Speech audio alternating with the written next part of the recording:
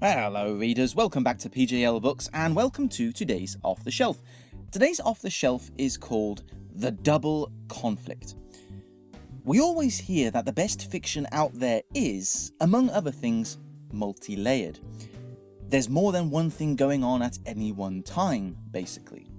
Now I would go so far as to say that having multiple layers isn't just a factor of excellent fiction, but a basic requirement to its success. Now I'm not saying that every story out there needs to be swelling with metaphor, symbolism, context and social commentary. No, far from it. But the minimum entry for decent storytelling, I think, requires two layers: the dramatic conflict and the emotional conflict. Put simply, all fiction, and most non-fiction as well, is the story of a character or characters navigating a world. That world is undergoing its own conflict, be it a brewing war, serial killer on the loose, a utopia on the brink of collapse, a dystopia on the brink of revolution. Those are a few examples. Look to some of your own favourite novels or movies, take the characters out of the equation and identify this conflict for yourself. This is the dramatic conflict. This can either be a very real conflict that would play out regardless of whether your main characters existed or not, which is basically, every disaster movie ever, or it is the conflict that is triggered by your main character, which then runs away from itself and becomes its own entity. For example, Katniss Everdeen may catalyze the rebellion in the Hunger Games, but then that dramatic conflict spins off from her and takes on a life of its own.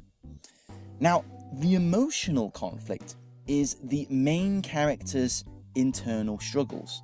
This is your protagonist battling their inner demons and trying to reconcile the conflict in their mind. This is Luke Skywalker fighting his fear of becoming his father. This is Aragorn wrestling with his reluctance at becoming king. This is Tom's revolution of thought in his travails of puzzle. So these are your two layers, running in tandem with each other. Now typically, the emotional conflict takes the center of the attention, while the dramatic conflict forms the background, and that rotates and develops while the emotional conflict stays front and center.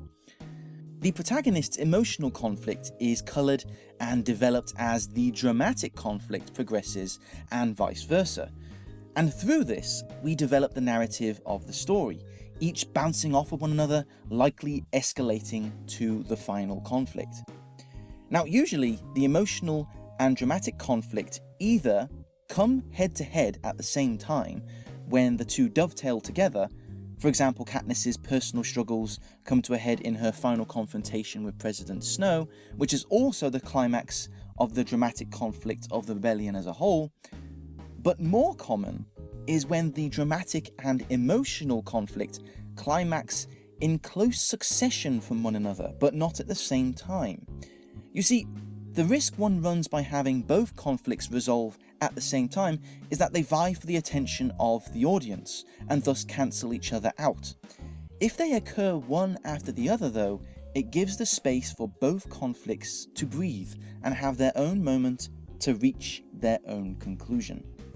If you do follow the latter route, it is strongly recommended that the dramatic conflict is resolved first, followed by the emotional conflict.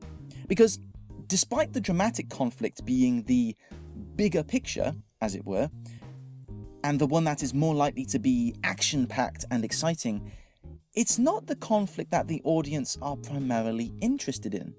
It is the emotional conflict, the conclusion to the clash that matters to the protagonist, that the audience are truly vested in.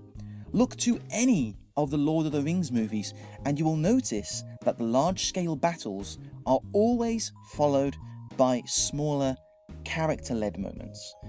Those are the moments that matter to us as the audience, because whereas set pieces appeal to us on a visceral level and sheer spectacle, it is the characters having these moments that truly resonate. The battle at the Black Gate and seeing the Tower of Barad-dûr collapse is satisfying, yes, but it is the farewell of Frodo before boarding the white ships at the Grey Havens that is the real gut punch to the feels. These are the two layers that every good story should have.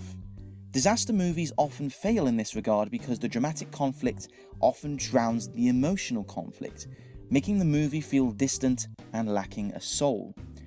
On the other hand, having a story with emotional conflict and a subdued dramatic conflict is less of an issue because, again, that character struggle is the heart of your story. But still, neglect the dramatic conflict at your peril, because that background informs what is happening to the characters and forms a rich tapestry behind your key players, which informs how they act and interact with the world and each other.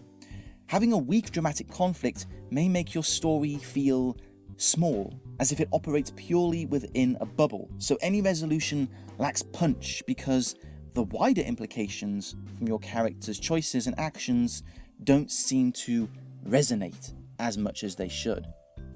This dual layer of conflict, then, is the minimum level that we should aspire to in our storytelling. The emotional and dramatic conflicts and the way they interact with one another are key in creating rich, meaningful narratives with impactful character choices. And that's it for today's Off the Shelf. Thank you very much for listening, readers. The written version of this is on my website, the link of which is in the description below, so please check it out. Thank you very much, and I'll see you next time. Bye bye.